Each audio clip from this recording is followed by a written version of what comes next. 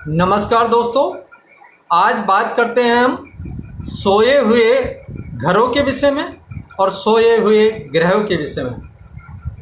यदि पहले घर में कोई ग्रह हो और सातवें घर में कोई ग्रह ना हो तो इसके लिए हम कहेंगे कि पहले घर का ग्रह सोया हुआ है और सातवां घर सोया हुआ है।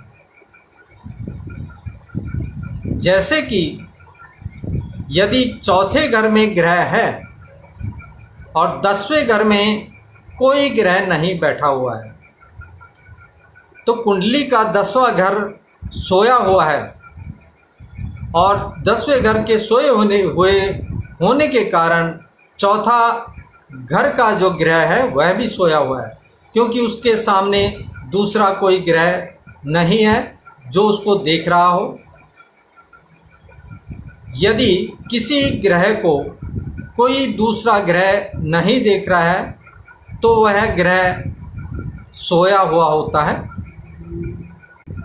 यदि 9वें घर में कोई ग्रह बैठा हो और कुंडली के 3रे और 5वें घर में कोई ग्रह ना बैठा हो तो 9वें घर का ग्रह सोया हुआ होगा, क्योंकि उसको जगाने वाले 3रे और 5वें घर में कोई भी ग्रह नहीं है जो उस पर दृष्टि डाल सके, उसको मदद दे सके।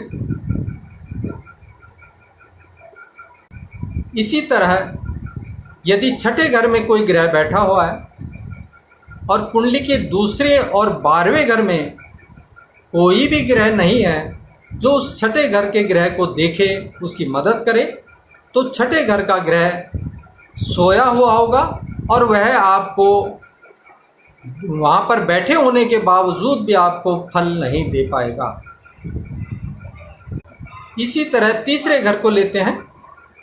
3रे घर में अगर कोई ग्रह बैठा हुआ है और कुंडली के 9वें घर में या 11वें घर में कोई ग्रह नहीं है तो 3रे घर का ग्रह सोया हुआ होगा।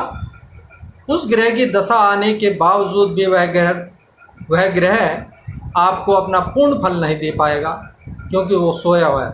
इसमें क्या होता है कि कुंडली को जगाने के लिए, उन घरों को जगाने के लिए, ग्रहों को जगाने के लिए हमें लाल किताब के उपाय करने पड़ते हैं और उपाय करने के बाद उन घरों को जगाकर उन घरों के ग्रहों का पूर्ण फल प्राप्त किया जाता है।